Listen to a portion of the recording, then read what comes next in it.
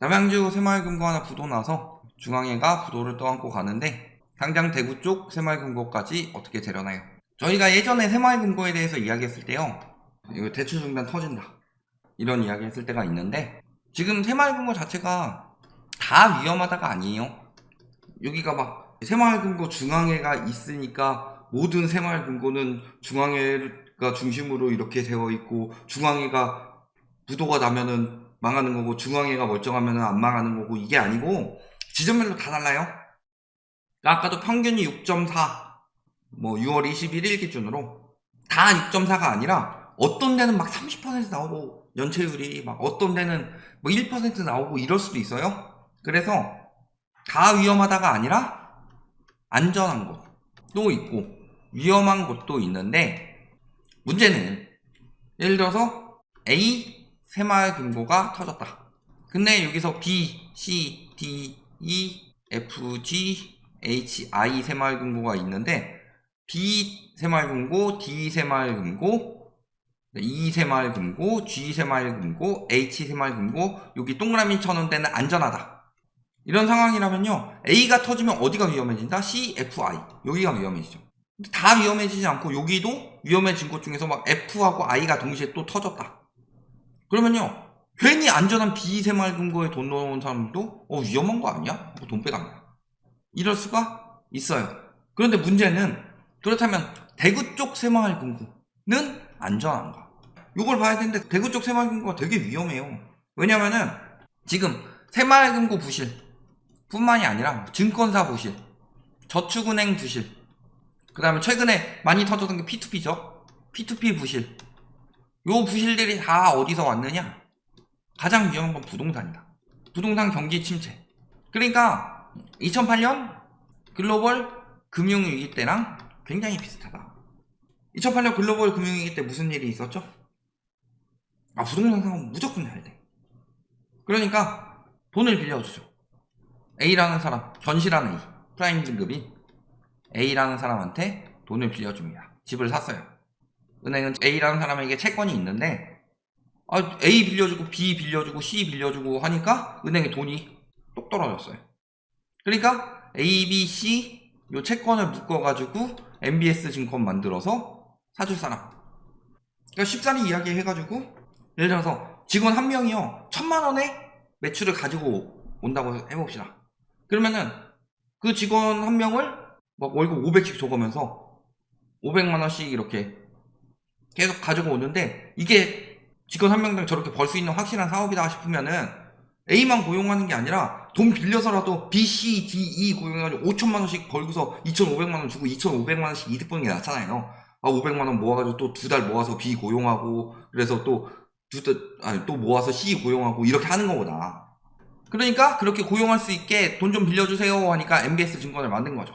여기에 이제 프라임 등급만 들어가면 괜찮았는데, 도구나 카우나 다 돈 되니까 나중에 서브프라임 등급까지 다 넣어가지고 만들었는데, 요걸 가지고 또 장난질 친 게 뭐 CDS, CDO, 위험하니까 요거 보험 들겠다 CDO 뭐 이런 식으로 해가지고 유동성을 막 부풀려 놨는데 경기가 침체되면서 우르르 무너진 거잖아요.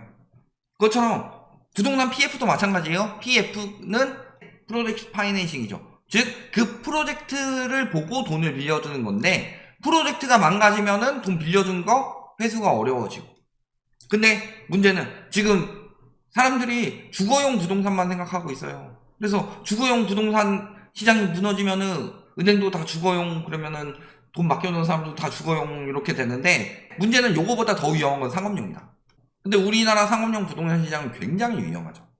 왜냐면 주거용이 땅값을 올려서 상업용 부동산 가격까지 올려놨죠.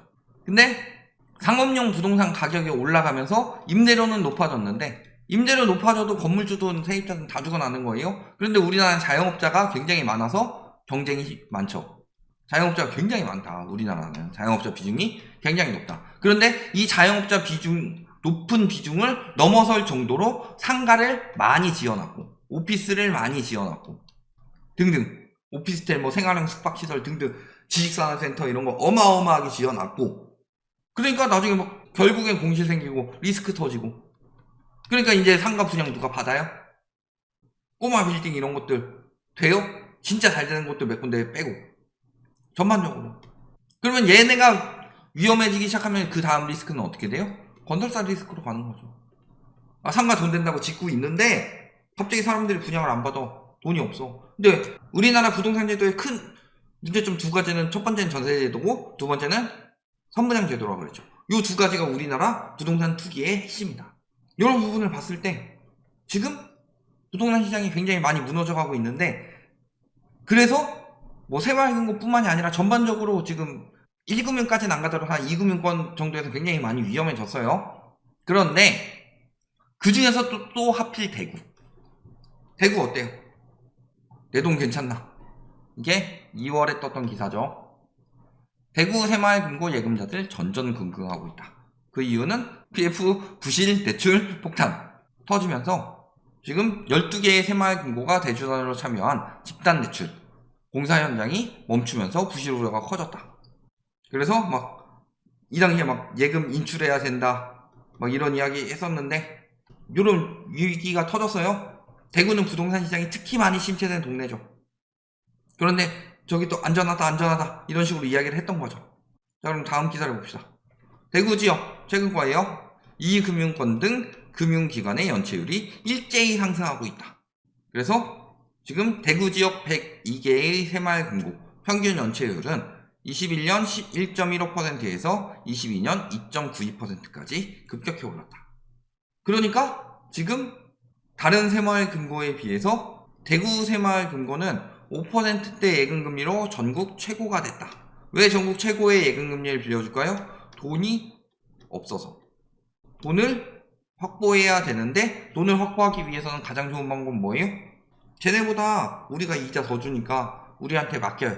물론 안전을 더 추구하는 사람은 안 맡기겠고, 약간 위험하더라도 수익을 더 추구하는 사람은 맡길 수가 있겠죠.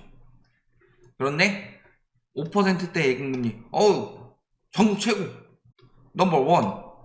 그러니까 그만큼 돈이 많이 부족하다는 소리예요. 즉, 첫 번째, 대구는 더 위험한 게 부동산 붕괴가 일어나고 있고, 여기서 PF 부실이 터지고 있고, 그런 상황에서 지금 자금이 떨어져 가고 있고, 확보하기 위해서 예금금리를 높이는 중이다. 그럼에도 불구하고 연체율이 빠르게 증가하고 있다. 즉, 자금이 떨어지는 거 안 좋은 거예요. 그 다음에 금리가 높아진다는 거, 예금금리가 높아지면 그만큼 필연적으로 대출금리가 따라서 오르게 됩니다. 근데 대출금리가 오르는데 연체율이 이미 빠르게 증가하고 있는데, 여기 대출금리 폭탄까지 맞아봐라. PF 부실이 빠르게 진행되고 있는데 금리 폭탄까지 맞아봐라. 사업 중단 더 많이 일어날 수 있고, 그 다음 사업 중단이 일어나면 다시 PF 부실로 돌아오게 되는 거고, 이게 되게 지금 악순환을 돌 수밖에 없는 상황이었던 거예요. 왜냐면은 그간 너무나도 쉽게 돈 벌 거라고 생각을 하고 빌려줬는데, 대구의 부동산 붕괴가 생각보다 더 빨리 왔기 때문에 앞으로도 계속 그렇게 진행이 될 것이고, 그러면은 기존에 받은 사람들도 막 집값이 올라요. 이를 악물고 사채라도 써서 빚 갚겠죠. 집값이 막 올라가지고 오르는 돈이 사채 이자보다 더 빨리 오르게 된다면 그렇게라도 하겠죠. 그런데 떨어지고 있어요. 내가 이거 갚아야 되나? 금매로 팔아야 되는데 팔고 갚을래요? 팔아서 일괄 정산할래요? 나 지금 돈 없어. 내가 사채까지 쓸 수 없어. 그렇다고 해서 이런 식으로 진행하면서 연체율도 늘어나는 거고. 근데 그 부동산 시장이 살아나느냐? 살아나기 힘들죠. 대구 그리고 하반기에 공급도 많죠. 부동산 경기 침체 때 공급은 쥐약이죠. 전세가도 더 떨어질 건데 잘 팔리지도 않아요. 지금 그런 상황이에요.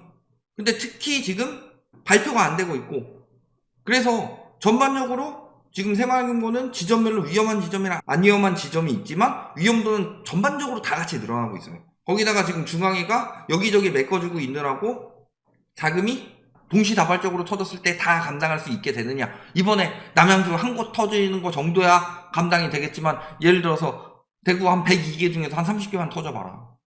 그거 다 메꿔줄 수 있겠느냐. 이런 것까지 생각을 해보면요, 전반적으로 새마을금고뿐만이 아니라 전반적으로 이금융권이 위험해지고 있는데, 특히 새마을금고가 위험하죠. 왜냐면 금융감독원이 아니라 행안부 소속으로 여러가지 규제도 덜 받았고 충당금도 덜 쌓았고 자기 자본 비율도 부족하고 이런 것들이 굉장히 많은데 전반적으로 위험해지고 있는데 그 중에서 특히 위험한 것 중에 하나가 대구 쪽 새마을금고가 나올 수가 있겠더라. 102개 중에서 부실 비율이 꽤나 많이 될 것이다. 이런 것까지 생각을 해보시면은 어떻게 느껴지세요? 더 길게는 이야기하지 않겠습니다.